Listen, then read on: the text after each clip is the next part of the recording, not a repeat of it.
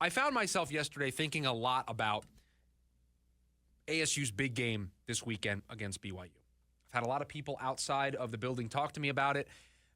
My future father-in-law, we were talking about, he said, you going to the game? A lot of conversation outside of the walls of this building have been asking me about ASU's game because it's just a big deal. It's the biggest game in a really long time.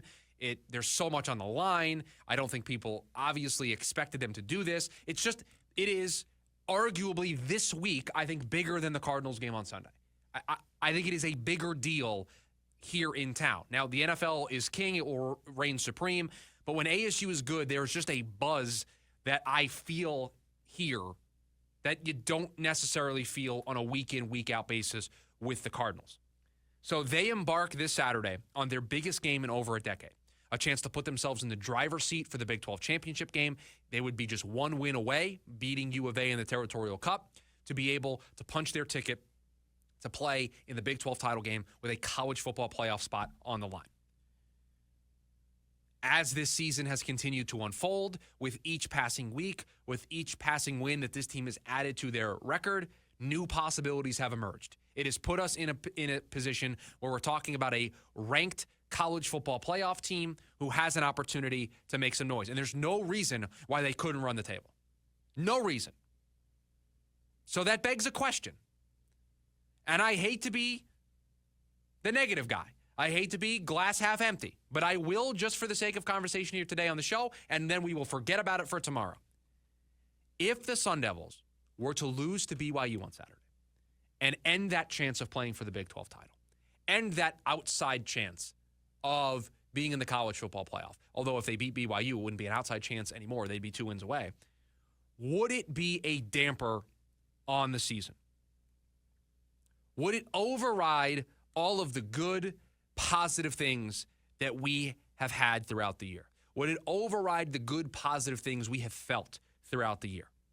Because unfortunately in sports, most of the time, it's the last thing that happens that gets remembered the most.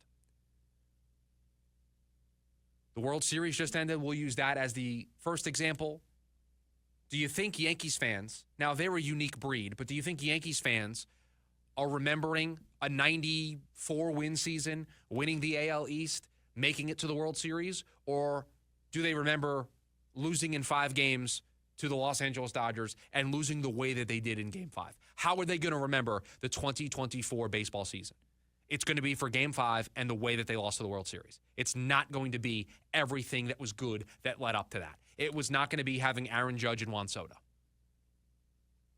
Nobody remembers a perfect season unless it ends in a championship. The New England Patriots had a perfect regular season and were perfect up until the Super Bowl. What do people remember? The Giants beating the Patriots and being the team that stopped them from the undefeated season. Nobody remembers the huge upset that you have in the middle of the college basketball or college football season if it doesn't turn into anything at the end of the road. Let's do the thing here on the show. Everybody's talking about how this feels like 2014. Let's compare this to 2014. The 2014 Sun Devils, before they played Notre Dame, beat ranked teams in USC, Stanford, and Utah before they beat Notre Dame to get all the way up to number 6. Do you remember any of that? Do you remember them beating USC? Do you remember them beating Stanford? Do you remember them beating Utah? I remember them beating Notre Dame, and I remember them being number 6 after that because I was at the game. I don't remember. I was at the school, went to the games. Don't remember the USC, Stanford, Utah stretch.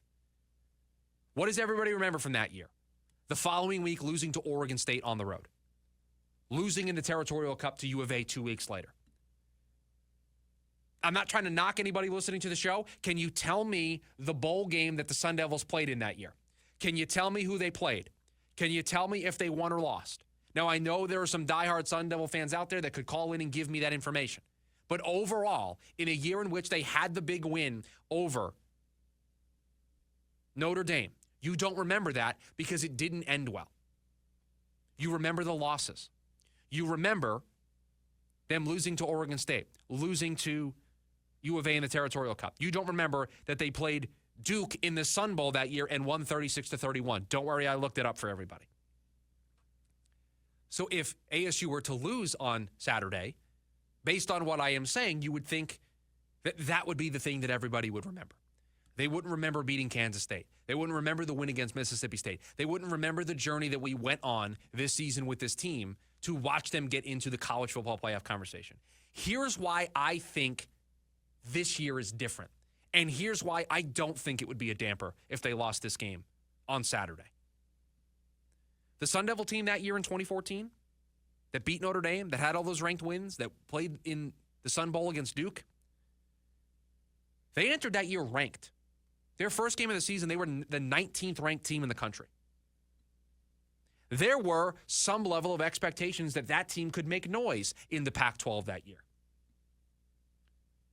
Let's also not forget that after that season, this is what the team did under Todd Graham.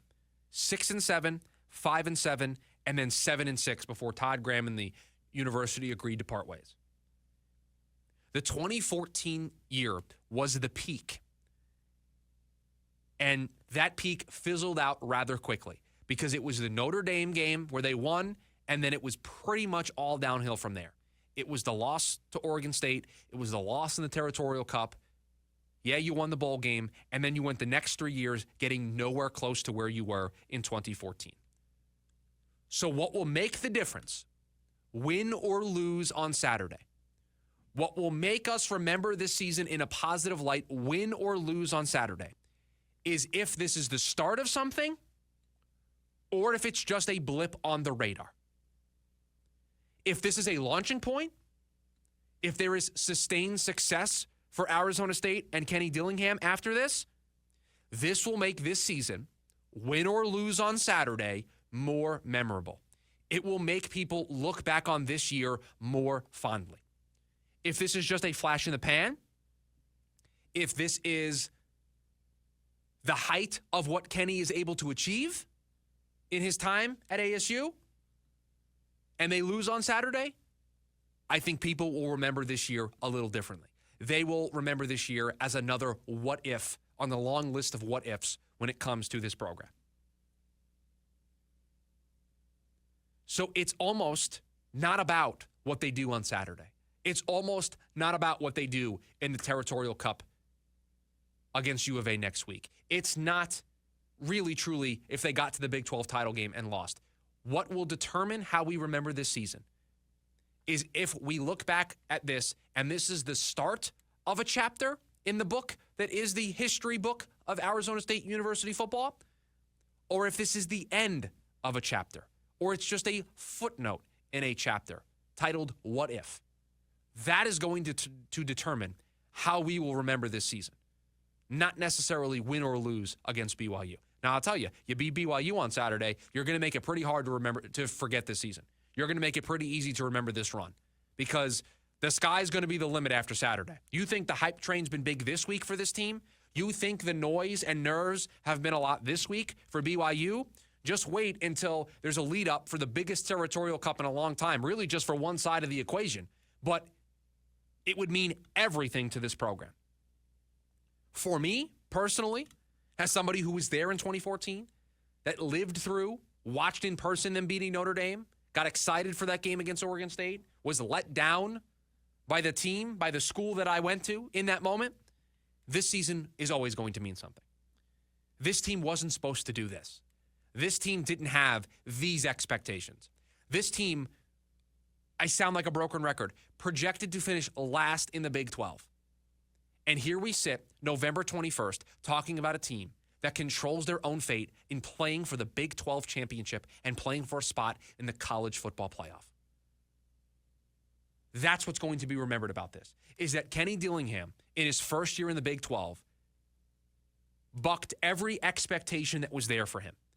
This team, this quarterback, this running back, this wide receiver, this offensive line, this defense, these coaches, this program did something in 2024 that nobody thought was possible. Now, again, if it is a peak, if it is a blip on the radar, it will be remembered differently. But do you feel that things are different this time around? Did you feel this way with Todd Graham in 2014? Did you feel like that was just the beginning of something? Did you feel that at all during Herm Edwards' run here? There's something different about Kenny Dillingham. There is something different about the way this program is trending. So no, I am not going to boil this down to they have to win on Saturday or else this season all of a sudden becomes a failure or all of a sudden this season becomes disappointing. Did anybody think when the schedule came out and you saw BYU on the schedule this late in the season that this is what we would be talking about? That this is the conversation that we would be having? No. Nobody thought that. Even people with the most optimistic view of ASU football in 2024 would have told you that this wasn't on the table. So don't allow 1 week, one game, because the expectations have gotten so large that the range of outcomes has changed so dramatically that now you can see clearly a chance to play for a Big 12 championship in your first year in the conference. Don't allow all of that to take away from what has been a fun journey up until this point. Now, I know it's easy to say that on Thursday before the game, and on Saturday, I might be throwing things at the television if things aren't going well. But I think it's important to put these things in their proper context ahead of time. It's easy to have the debrief after it happens. It's easy to have the emotional debrief after you've had some time to think about it. But I've been thinking about it a lot this week, and I am not going to allow one result on Saturday, despite its magnitude, despite what is truly on the line for this program, for this team on Saturday. I am not going to allow that to spoil, win or lose, what this season has become. I think that is unfair to this team. It is unfair to this coaching staff. It is unfair to this program to allow one result on Saturday to determine how we should feel about this team. Because that 2014 team, they got the result. They beat Notre Dame. They did what they were supposed to do. And then after that, it was a disappointment. After that was what led us to a place of looking back at that season and saying that was just a blip on the radar. You hear the term a lot when it comes to this program of a sleeping giant. People will point to 2014 and say that was their moment to really embrace the sleeping giant and on a large stage show the world who they are. They beat Notre Dame. They were 6 in the college football playoff. And then look what they did with it. I am not going to allow one result on Saturday to determine how I feel about this team and how I feel about the direction of this program. Because I do not believe that this is a flash in the pan. I do not believe this is a blip on the radar. I believe that there is long-term sustainable success coming to this program. There's a lot of work still left to do. I'm not going to be foolish and say that all of a sudden the Sun Devils are going to turn this program around and all the NIL dollars are going to be coming in and this team's going to have years like this every single year. There is still work to be done. There is still recruiting that needs to happen. The transfer portal needs to be an asset for this team. The NIL dollars need to back up what is going on here at this program. I'm aware of all of that. But I believe that this is the beginning of something incredibly, incredibly special. So win or lose on Saturday, I think this season is going to be one that is remembered. But the other thing that I will tell you is win or lose, we are going to remember this season a lot more for what happens after 2024 than we are for 2024, maybe outside of a college football playoff run by this program. I think if you did that, you will remember this because first year of the 12-team playoff, you get in there, you maybe win a game, and you put yourself in a – that would then change how we would remember this season. But right now, I am not going to allow one result on Saturday to change how this season has been.